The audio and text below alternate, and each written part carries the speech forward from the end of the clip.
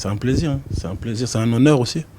Le fait d'être champion d'Afrique en tant qu'entraîneur, c'est une chose que j'avais pas su faire en tant que joueur. Donc là, être champion d'Afrique en tant qu'entraîneur pour une CAN à domicile, c'est un honneur. Dans la vie, il faut jamais perdre espoir. Il faut jamais se désespérer. Il faut toujours garder la foi, garder la confiance. Et puis tant que l'arbitre n'a pas sifflé la fin du match, tant que c'est pas fini, il faut pas abandonner. Et voilà. Nous, c'est ce qu'on a fait sur les quatre derniers matchs à élimination directe, c'est ce qu'on a fait. On a fait 3 fois. À chaque fois, on est revenu au score. On a montré que voilà, le courage, l'abnégation, la détermination et la solidarité pouvaient faire des exploits et des miracles.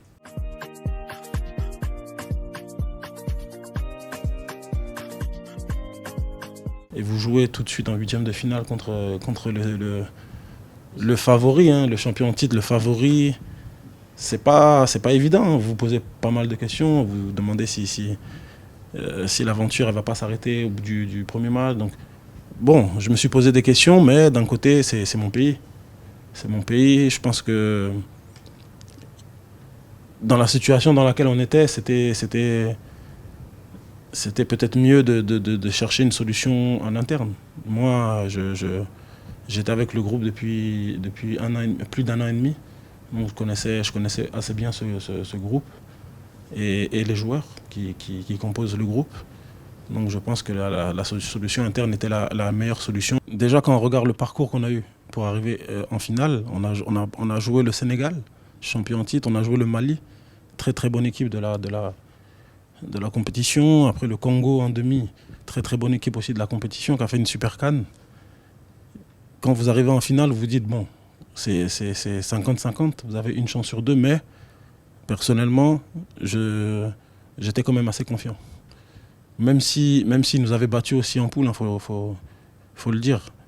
Je pense que l'équipe qu'ils ont affrontée en finale n'avait rien à voir avec l'équipe qu'ils ont battue en phase de poule. Donc on était vraiment confiants. On était prêts pour cette finale. On savait que le chemin qu'on avait parcouru pour arriver jusque-là, on ne pouvait pas s'arrêter comme ça, juste au pied de la coupe. Donc on était très très très confiants. Notre discours avec le staff, c'était de dire on a fait une bonne première mi-temps. Parce que le Nigeria a marqué, on va dire, contre le cours du jeu sur un coup de pied arrêté. Ils n'ont pas vraiment eu des occasions où ils ne nous ont pas vraiment mis en difficulté pendant la première mi-temps pour qu'on puisse douter. Donc on leur a simplement dit que nous, il fallait qu'on continue à faire ce qu'on avait fait en première mi-temps, c'est-à-dire garder le ballon, les faire courir. On a simplement demandé aux joueurs de continuer à faire ce qu'ils ont très très bien fait en première mi-temps, en étant un peu plus méchants dans la zone de vérité, en étant plus nombreux dans la surface quand on était en position pour centrer. Mais en tout cas, il fallait continuer à faire courir le ballon parce qu'on allait les épuiser et je savais qu'on allait revenir.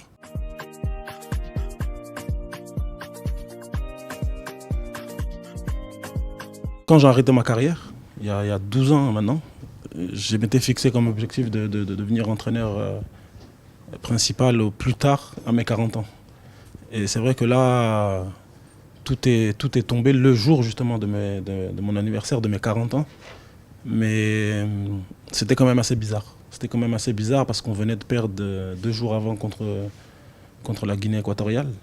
On n'était pas sûr de continuer la compétition parce qu'on attendait encore le match du Maroc là, qui devait se jouer le soir.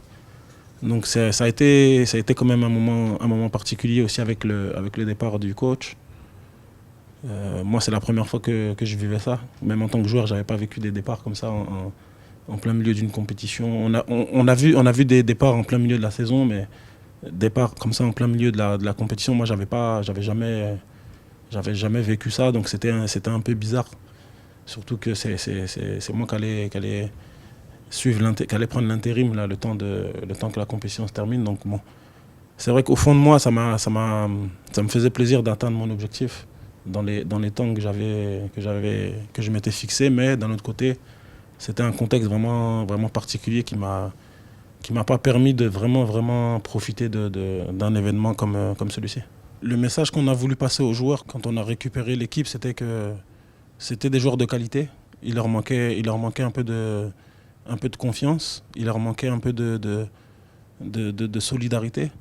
Il fallait qu'on ressente un peu plus un état d'esprit de groupe et de collectif quand on était sur le terrain et qu'il fallait que quand on joue, que ce soit sur les phases offensives ou sur les phases défensives, il fallait vraiment qu'on sente une équipe, qu'on sente un bloc qui soit compact et qui soit prêt à faire les efforts les uns pour les autres. Donc nous, on leur a juste redonné un peu de confiance et on a vraiment accentué le travail sur la discipline et le travail collectif quand on n'a pas le ballon.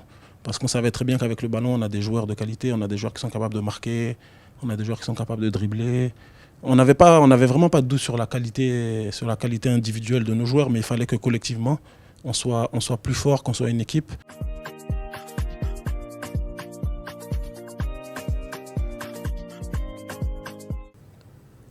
Pour la suite, bon, c'est évident quand on vient de remporter une compétition dans ce contexte-là, c'est sûr qu'on a la confiance des dirigeants, on a la confiance du peuple.